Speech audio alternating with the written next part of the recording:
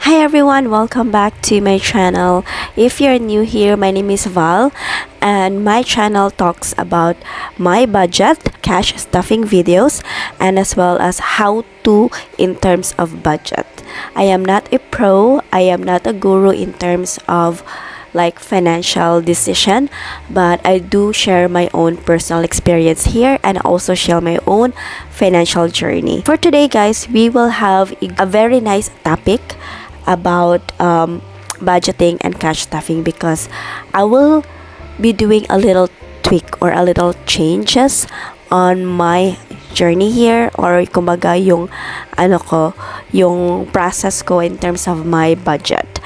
If you are my subscriber, you all know that I share a link and where I provide free financial planner, and part of that link guys, I do have a question about what financial challenge are you currently facing the most and how can we help you. And I picked two good topics here, and one is it's coming from Jenny and she says yung pagiging magasto ko mi, that's why I want to start cash stuffing, baka sakaling makahelp sa pagtitipid ko. And we also have from Christian, and he says budget and track expenses. So we're gonna be doing the budget and how can we track expenses and how we can also help Jenny in terms of her pagiging magasto. So if you like that content, please go ahead and stay with me, and if you like those kind of content guys, go ahead and subscribe to my channel, like this video, share this to your family and friends my channel so that we can reach more people like you.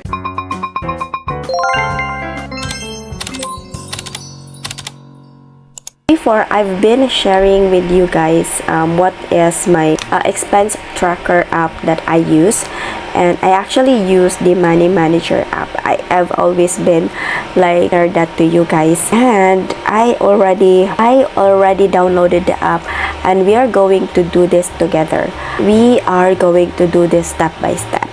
What happened is that I kinda lost on track on how much I'm with my envelope budget in here guys. So that's what we're going to do right now. So first step that I would do is I will add my budget categories. So these are my budget expenses categories, and I will be adding this in my category in here. So yung first step ko, yun na nga, mag-a-add ako ng category. Once you are in your app guys, you go to more and configuration, then we have income category, expense category. So let's do the income category first.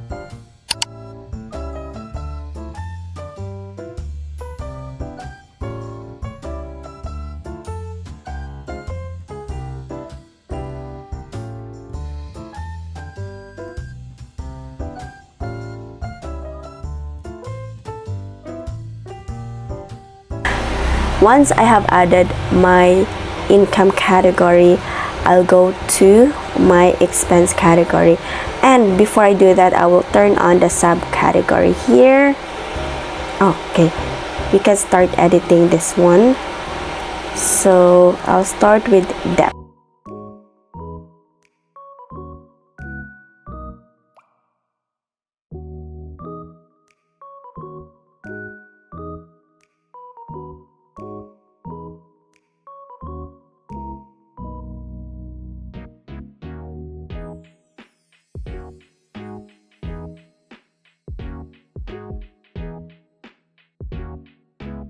I have already added all my expenses category. So under the budget setting guys, pwede kayong mag-add nito ng inyong budget here.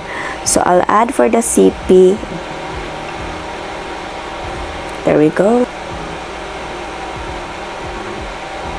We have the grocery, which is 4,000, and we have family allowance, more likely 3,750 plus 3,750, so that's 7,500.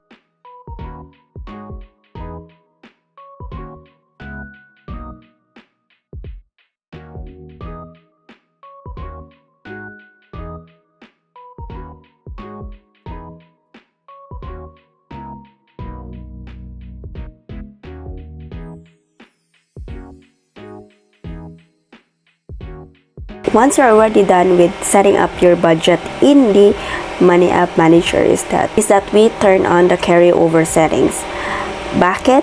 So that whenever you still have, actually depend on you, kasi for me, if I still have remaining, let's say sa transportation, guys, I only spent, or I have remaining 500 left on that category. So that 500 pesos will carry over on the next month. So it will be added. I'm not gonna apply muna yung rollover because I'm still like playing around on my budget. So you can also change yung ano nyo.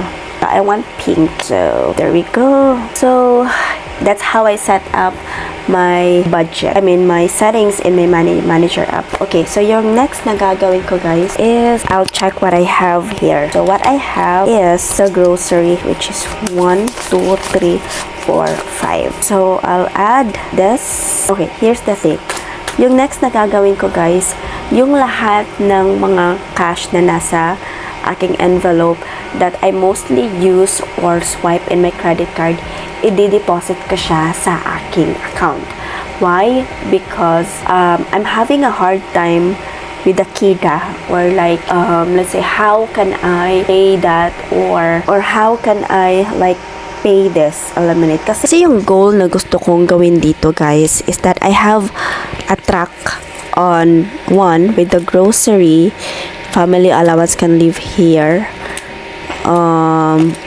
public transport, kung magkano na lang yung left there, because I do it on a daily basis like I've been using my credit card to pay the move it. I don't move it in a cash basis, so automatic siyang nagbibill sa aking credit card. You can remember, guys, I am writing down all the amount that I'm swiping in my credit card. So for me to be able to know, or like to monitor, magkano na lang ba yung naiwan ko on a specific budget. Let's say for the transportation, grocery, kasi yun yung commonly na nasa swipe ko talaga sa aking credit card. So I've wrote down, let me show you guys what I did. I've wrote down my Union Bank credit card transaction. So I already like categorized this, that from August 3rd up until the 15th, I already swiped 1,733 total of the transportation. So this is for the move it alone lang ha. And then for the grocery, I have already swiped 1, 5, 85, and 80. And also another one pala here, 856. So if you can see, if you notice, guys, meron siyang mga KIDA, meron siyang mga cents, centavo, mga ganon. And I'm having a hard time na, sige, kukuha ko ng let's say for example, coming from the grocery, it's 1.5, tapos may KIDA siya na magkano ba? 1,585. So I'm having a hard time na I have 2K here. How can I do this, like put this in this envelope? So yung gagawin ko na lang na technique here is deposit the money. Yeah, I'll deposit the money, guys, in my account, and with the use of the Money Manager app, I'll be able to see how much is left in that specific category. 1, 2, 3, 4, 5. So I have 5K in my grocery. So I'm trying to figure it out. How can I add money? I'm trying to figure out in the app, how can I add, let's say for the grocery, na carry over 5,000. Okay, there we go. I did change it. So yeah, okay, what I'll do, I'll add here the amount that is remaining in my envelope, guys. So if you wanted to do it, like let's say for example, what I did right now is that I start to do this in the middle of like almost end of the August na, and I do have a remaining balance in my cash envelope. So what I did is I'll go to the total right here, then I click on the grocery and I click the icon here, the edit, and you would see there's an August, September na. So the default budget of each month, it's 4K, but in August guys, as I mentioned, I do have 5K here, so I'm adding the 5K here. I change it right that para hindi maging apektado yung sa September, sa October, November. So that's good. The next thing that I will be doing is, of course, I'll do the expense. So for the August 3, naano ko na siya guys, na-evaluate ko na siya. For the August 3 and 15th, diba? And closer natin. Yan, diba?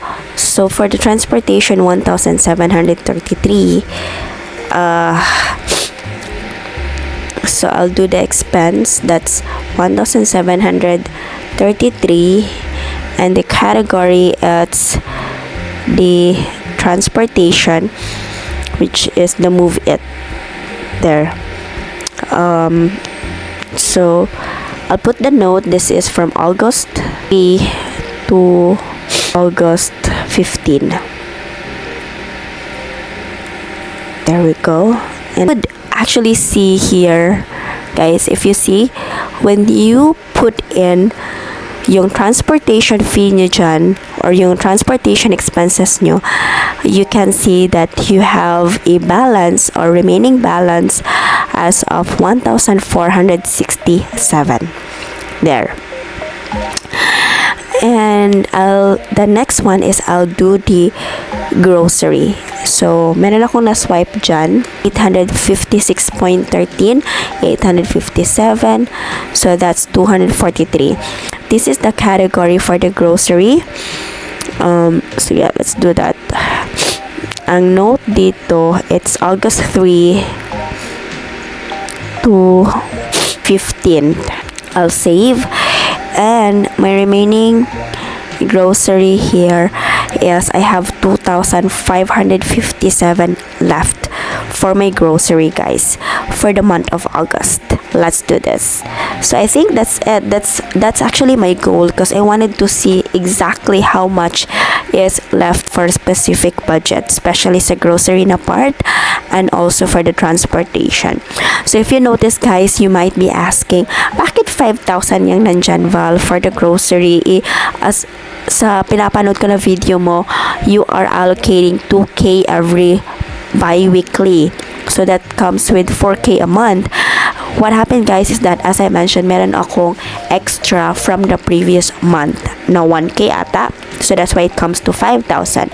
And that's why I wanted to figure out every time na nagro-roll over siya, bali may sobra ko for this month, maki-carry over siya for the next month, I would, parang automatic siya mag-add. Hindi ko na kailangan like I have to look up here, check magkano na ba, magkano na yung gasto ko and all. I wanted to see how much talaga yung remaining balance dyan, or yung balance mismo. And this is how important to use an expense tracker, how you can visually see the numbers on this, diba? So I think this is working for me for now, kasi ito yung solution na hinahanap ko. So again, for those who have sent like budget and track expenses, I do hope na this will be helpful for you in the future guys, and apply this. So what I showed you today is talagang I'm not too familiar with Money Manager app. On the spot, I figured it out with you. So if you happen to install this and like do the same thing what I did, guys, play around with the features, because I really don't know yet the additional features here, and I will figure it maybe in the future. And I do hope that if you do find a feature that might be helpful, please do comment down below ha. And I think this is it. This is the end of my video for now. I do hope that this video is very helpful for you guys, as I think na parang helpful naman talaga siya for me.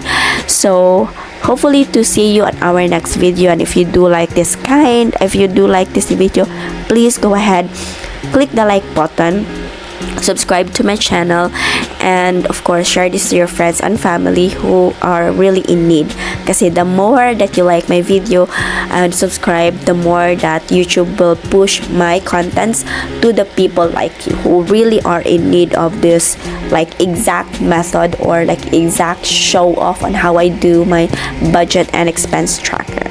So thank you so much for watching, and I will see you guys on our next video. Bye.